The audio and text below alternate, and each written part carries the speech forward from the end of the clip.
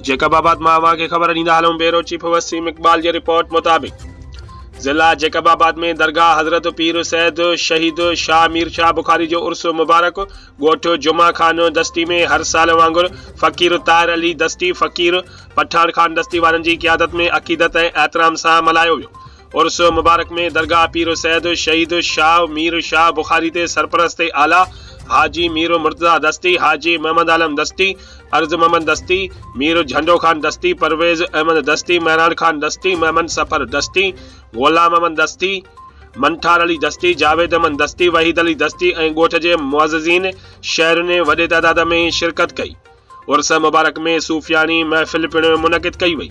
उर्स मुबारक में ॻोठ वारनि ऐं पांधीअड़नि दौलनि जे ठाप ते खूब रक़्स कयो।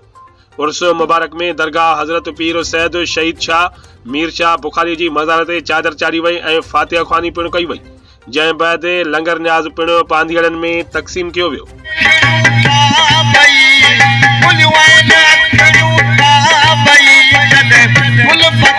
गुल